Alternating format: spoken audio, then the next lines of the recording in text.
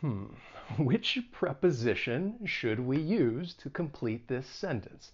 In, on, or at? Actually, you could use any of them. All of them are correct. It really just depends on the context. And that's what I want to do in today's lesson. I want to break it down for you so that you easily understand how to use each of these prepositions when talking about place. And I'm also going to give you a little bit of a mini quiz at the end to see how much you've learned. My name is Wes, the channel is Interactive English, and this is the place that you want to be if you'd like to improve your English fluency. So if that's what you'd like to do, please subscribe, turn on notifications, so that way I can become your teacher. Also, if you'd like to get a PDF copy of today's lesson, just click on the link down below in the description. So let's begin with in. And when you're thinking about in, think about an enclosed space that you are surrounded on all sides. And I want to give you some, well, general ideas as to when you would use this preposition.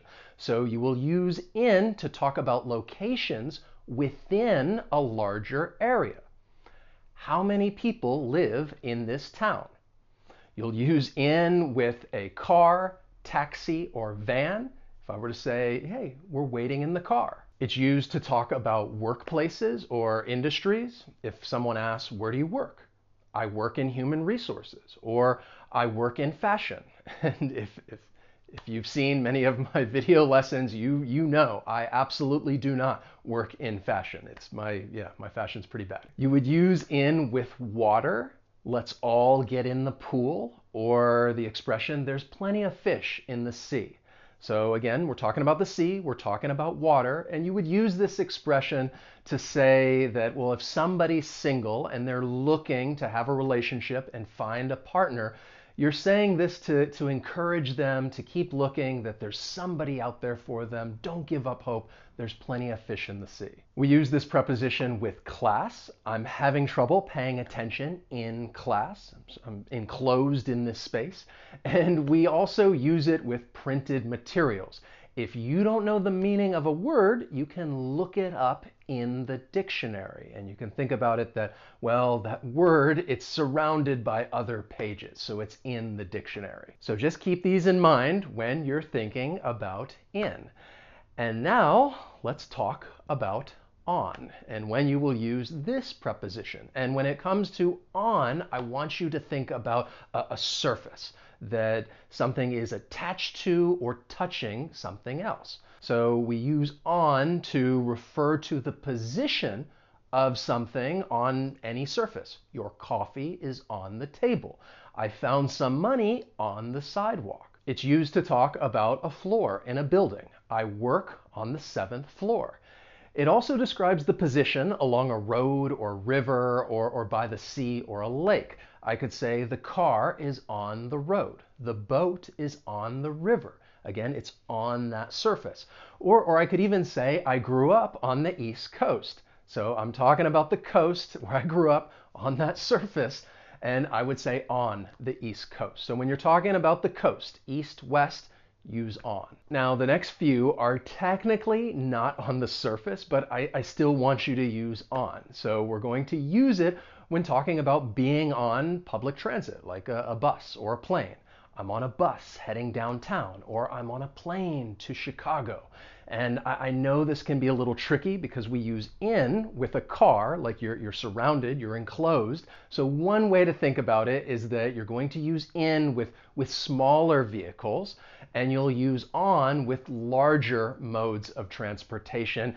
But again, there's always exceptions because you're still going to use on with a bike or motorcycle, on a bike or on a motorcycle. We use the preposition on with left or right. My house is on the left. Oh, no, sorry, it's on the right. And we'll use this preposition with media as well. Did you see the new show on Netflix? Or you may be watching this lesson on YouTube.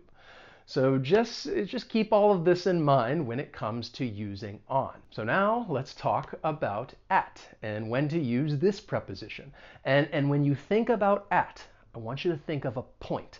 a specific location or position. So of course, we're going to use at when we're referring to the position or location as a point.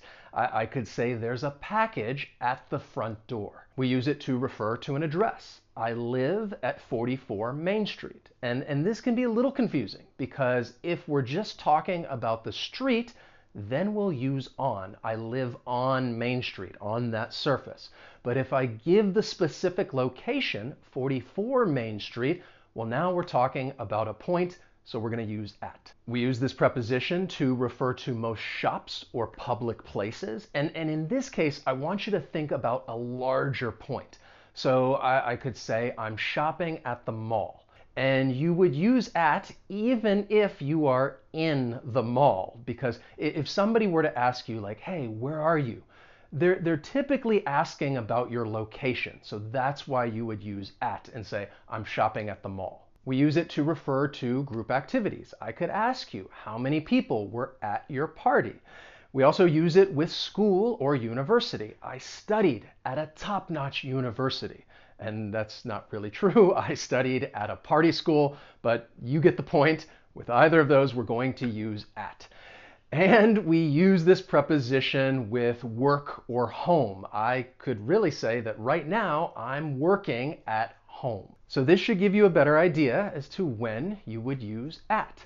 Now let's go back to our original sentence. And I told you that all three prepositions are correct. It really just depends on the context. So if I say I'm in the lake, well, that just means that I'm physically in the water. I'm surrounded by the water.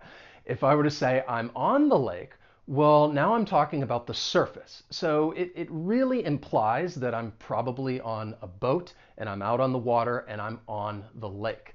And if I were to say I'm at the lake, well, now I'm talking about a specific location, even though it's a larger area. If somebody were to ask, where are you? Then I would say I'm at the lake, because we're talking about location. And right now, I want to test your knowledge. I have a little mini quiz for you. I'm going to give you a sentence, and I want you to think, well, which preposition best completes it? In, on, or at? I'll give you a moment to think about it, and then I'll tell you the answer.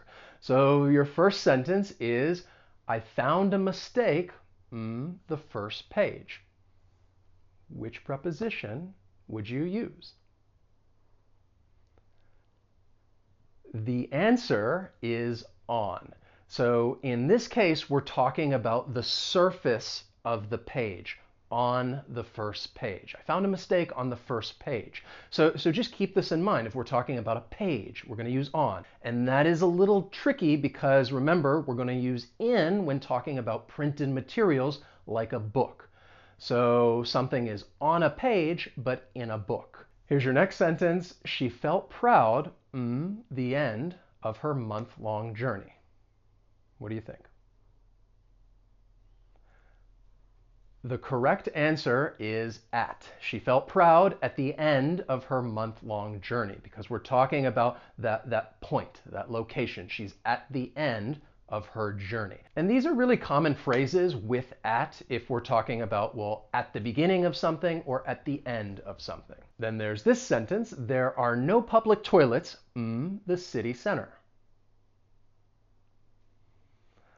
The correct answer is in. There are no public toilets in the city center. We're going to use in because we're talking about a location within a larger area. Here's a question for you. Do you have anything? Your pockets. I think you know this. The correct answer is in. Do you have anything in your pockets? We're talking about an enclosed area. Here's another one. We wanted to sit the front of the plane. I'm trying to trick you a little bit, but the correct answer is at. We wanted to sit at the front of the plane. I told you that with public transit, you're going to use on a plane, but in this case, we're talking about a specific location on a plane. So in that case, we're going to use at the front of the plane. How about this one? Please refer to the graph, the slide. The correct answer is on. Please refer to the graph on the slide. So once again, we're talking about the surface of something on a page, on a slide. So how'd you do on the quiz? I want you to be honest. Let me know down in the comments because I just love hearing from you. So I really hope you have a better understanding of these prepositions. And I do not expect you to memorize all of this. I just want you to understand it, get a feel for it, so that way the next time when you're speaking or writing, you are just naturally going to use the correct preposition. If you enjoyed today's lesson, please hit that like button. As always, thank you so much for watching, and I will see you next time. So long.